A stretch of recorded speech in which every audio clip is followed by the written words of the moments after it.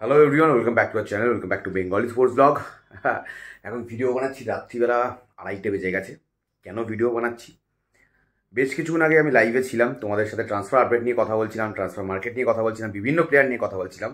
তাদের মধ্যে mainly east বেঙ্গলের ট্রান্সফার আপডেট ছিল, জিকসান নিয়ে কথা হয়েছে, সাজি নিয়ে কথা হয়েছে।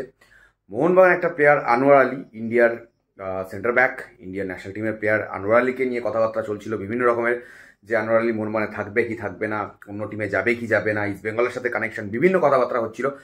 সেইটা নিয়ে মোটামুটি একটা কনক্লুশনে আমরা এই মুহূর্তে পৌঁছেছি, সেই জন্য এত রাত্রিবেলা তোমাদের জন্য ভিডিও বানাচ্ছি। যারা এখন অব্দি চ্যানেলটাকে সাবস্ক্রাইব করনি, চ্যানেলটাকে সাবস্ক্রাইব করো ভিডিওটাকে দেখতে দেখতে, এবং আমাকে তোমরা বেঙ্গলি স্পোর্টস ব্লগকে তোমরা ইনস্টাগ্রাম এবং ফেসবুকে ফলো করতে পারো।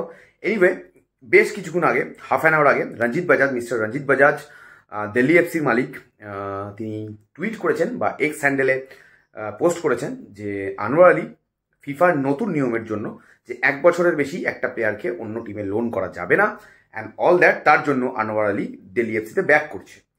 যেটা আমি তোমাদের বলেছিলাম যে বিভিন্ন কারণের জন্য মোহনবাগানে থাকবে না আনোয়ার, সেটাতে কিন্তু আমি বলবো একটা শিলমোহর কিন্তু পড়লো।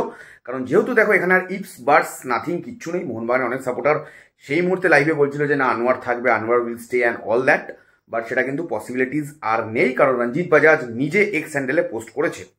অ্যান্ড আদার দ্যান দ্যাট, উনি নিজেই লিখেছেন যে এই মুহূর্তে আরও দুটো টিম, মানে ইন্ডিয়ান সুপার লিগে আবার আনোয়ার আলী ব্যাক করবে। অবশ্যই ডেফিনেটলি নেক্সট সিজনে আনোয়ার আলী ব্যাক করবে, কিন্তু লোন ডিলে নয়, এবারে নেক্সট টাইম পার্মানেন্ট ট্রান্সফারে মানে যাবে।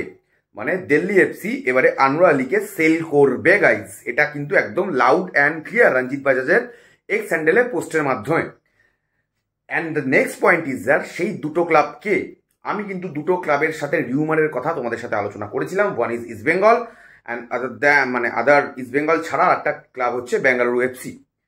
এই মুহূর্তে এটা বলা খুব ডিফিকাল্ট যে মানে কি হবে বা কি হতে চলেছে, বিকজ আমি যেরকম তোমাদেরকে আগেও বলেছি, এখনও বলছি, এই মুহূর্তে রাত 2:30 বেজে গেছে। এই মুহূর্তেও আমি তোমাদেরকে বলছি, যারা যারা তোমরা হয়তো অনেকেই ভিডিওটা সকালবেলা দেখছো, কালকেই কিন্তু next 24 days will be vital, যেটা রঞ্জিত বাজাজ নিজেও বলেছেন। কালকেই মোটামুটি আমরা জেনে যাব।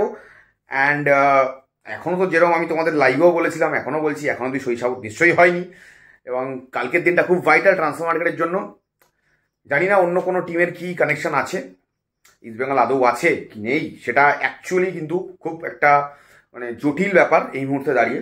তবে ডেফিনেটলি ট্রান্সফার মার্কেটে যেরকম সমস্ত ভালো ভালো প্লেয়ারদের পিছনে ইস্টবেঙ্গল যাচ্ছে, ইস্টবেঙ্গল অলরেডি একটা সেন্টার ব্যাক বা ডিফেন্ডার একটা খুঁজছে, ইন্ডিয়ান ডিফেন্ডার।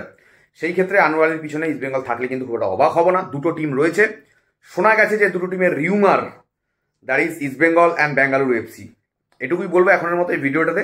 নেক্সট যে আপডেট আসছে সেটা পরের ভিডিওতে তোমরা দেখতে পাবে কালকে। And thank you so much, যারা যারা ভিডিওটা দেখলে লাইক করো, শেয়ার করো ভিডিওটাকে, সবার মধ্যে ছড়িয়ে দিও যাতে সবার কাছে নিউজটা পৌঁছে যায়। And do subscribe Bengal sports blog. আজকের মতো ভিডিওটা এখানে শেষ করছি, দেখা হচ্ছে খুব তাড়াতাড়ি নতুন একটা ভিডিও। চলো টাটা, সবাইকে টাটা।